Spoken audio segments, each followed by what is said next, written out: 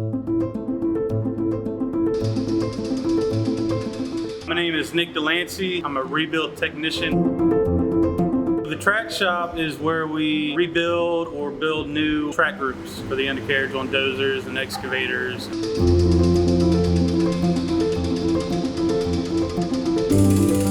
Undercarriage is so expensive and important because without that track group or that undercarriage, that machine's going nowhere. Your customers, they want quality, they want it to last, they gotta depend on it. Caterpillar undercarriage is a lot different in regards to the quality and the time that they put into research and development. It'll last twice as long, if not more, than those aftermarket rails. It's just worth it to spend the little bit of extra money and get the right stuff.